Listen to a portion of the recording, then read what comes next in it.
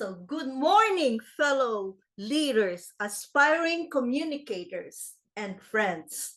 I am so delighted to be with you this morning and share the importance of body language in communication. I hope you will have several takeaways that can help you enhance your leadership skills in persuading your club members to adopt a certain proposal that you may have to rally them on towards the cause beyond the applause. Glib can only take you so far, and words, as you can see, are limited only to 7% of your communication. Voice or vocal variety is only 38%. And yet, the most important element in your communication will be what? Body language. It's 55%. So if there's any takeaway you may have after this presentation, just remember, 55% is for your body language, how you appear to your audience, the sincerity that you may have to convey, and the confidence that you may have about your message, 38% for vocal variety, and only 7% for the spoken word. Yes, actions speak louder than words in life, in your leadership, as well as in public speaking. Now that we have squared it off, I will be focusing on 4 elements of this presentation for body language. 1 is about the facial expression. 2 will be about eye contact. 3rd will be about gestures. And the 4th will be about body movements. So let me discuss facial expression. Do you go frowning when you start a speech? Of course not. You want to light up the world and get the audience into your presentation, into your own little world. You smile, just what I did. And the first gesture that I did was to put my hand on my chest because I want to convey that I am very sincere and I take this presentation to heart, and should you. Facial expression. When you frown, what do you convey? That you're angry at something, or that you don't even believe in your own self or in the message you're about to convey. You need to set the tone for your presentation. You can do the sideways, you can do the full view, and light up the sky with a big smile. Of course, if you're talking about a serious speech or doing a eulogy, you have to sound sober and, of course, solemn and sincere. So you bring down that facial expression and show formality.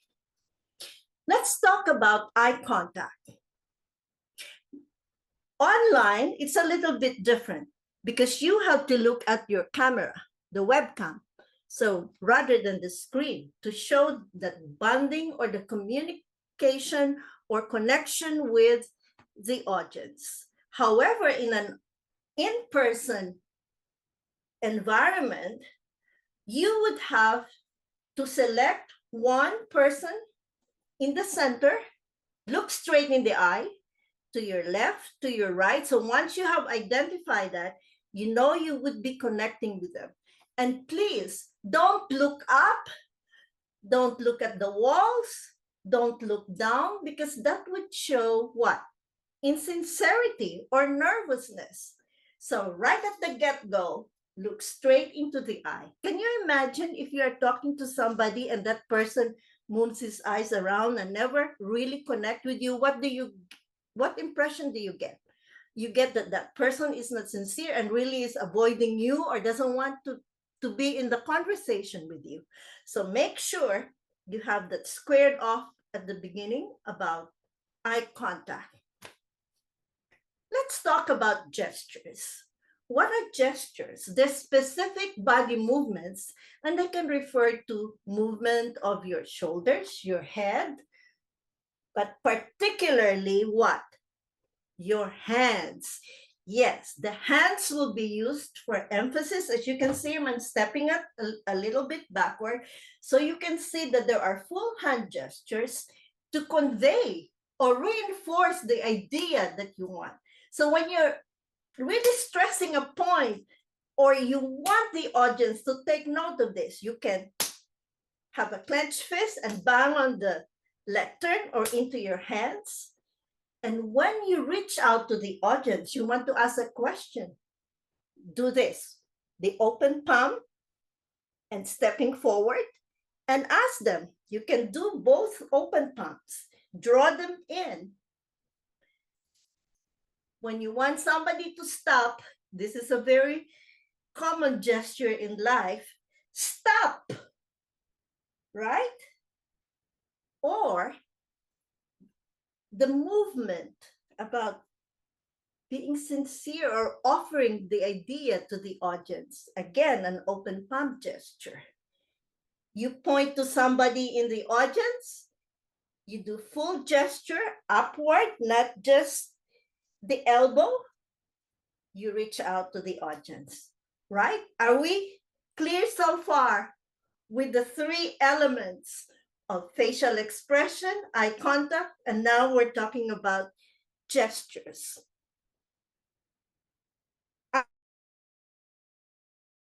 I have only 15 minutes. I could do more about gestures, but I'm limiting myself to be on time. So we've talked about gestures, and what else? I've seen people fidgeting, taking out their phone while speaking, jiggling the coins in their pockets. What impression do you get? That they're not into their own presentation, right? So many distractions. So make sure your gestures are purposeful, that they are intended to be where you want to emphasize certain points. They're not there just for decoration. Oh, I have to move, I have to do something. No, be intentional and purposeful with your gestures. I've seen a lot of people doing the prayer gesture while speaking. And what does that indicate? Nervousness. So relax and then move only when needed for emphasis or to point out to a certain point. And what I love most is about body movement. Your body is an instrument in conveying your message. It all starts even before you start speaking or when you enter the room. You want to project credibility, confidence, that you believe in the importance of your message or your speech. So what do? Even before you enter the room, square off. Shoulders straight, not stiff. Good posture helps a lot. Chest out, ladies, this is the secret to being sexy and confident. Chest out, stomach in. And when you do the stomach in, like what Ashna said, breathing and speaking from the belly. You're speaking from the diaphragm. So stomach in, chest out. Breathe, you're ready to go. A very important starting point is the stance. So you've taken note of the posture, the stance. How do you stand in an in-person speech or delivery? Your feet should be apart, 6 to 12 inches, okay? If everybody can rise, I know you've been sitting down since the start of the Speechcraft. Rise now. I want you to practice the stance that you need to do when doing an in-person speech. Stand, feet apart, 6 to 12 inches. It's okay even if you don't show me, but you can show or see that for yourselves. 6 to 12 inches, 1 foot slightly forward, knees straight but not stiff. Balance yourself. How does it feel? Okay, look at the camera. So you're now 1 foot forward, Are you balanced? Are you confident? Okay, with that said, if you need to ask the audience or address the audience at the beginning, can you step forward? Doesn't it facilitate the 1 foot forward or approaching the audience? Okay, good. Now step backward as you do your spiel. You need to transition from one point to another. How do you show that to the audience to get them ready that you are now transitioning to another main point? You walk the room, go to your right, stay put, discuss. Then now, as usual, you have your feet apart, right? But steady, your balance. As you transition to another point, go to your left. How do you feel about that?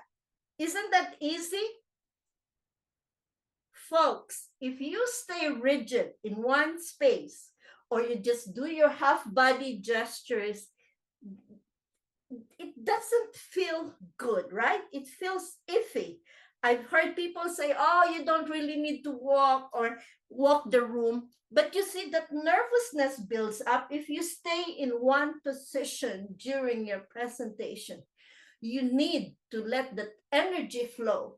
And so when you're transitioning smoothly from one point to another, I would move to my right. Yeah, you may sit down, but if you want to practice with me, just go ahead.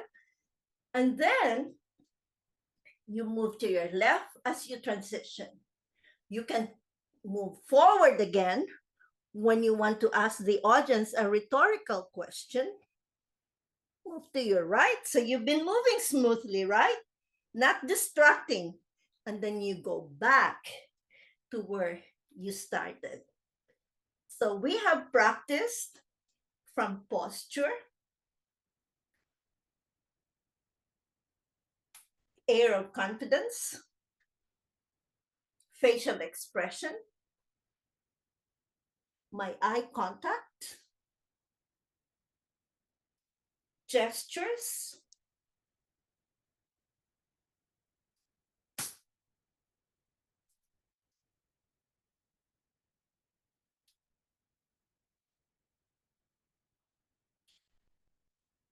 it just flows naturally. Body movement, as I said, is very important.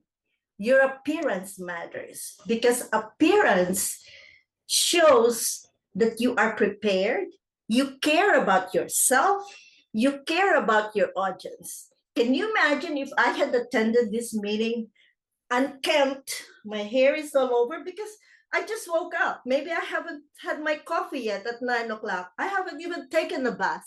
And yet I care about the audience. I care about my message. I have to present it with credibility and care for the audience. I respect you, so I should be respectful in my appearance as well. Dress professionally, not too distracting. And I hope the bling bling does not distract you, but that's just to show the value of the knowledge that I'm about to share. Golden nuggets. There are very important points in body language. So folks, does body language really matter? Yes. Do actions speak louder than words? Yes. So, as you graduate from this Speechcraft session, I want you to incorporate all the elements that I have shown you and practice them and apply them. And I hope you nail your next presentation because body language is very important. Back to you, Madam Coordinator.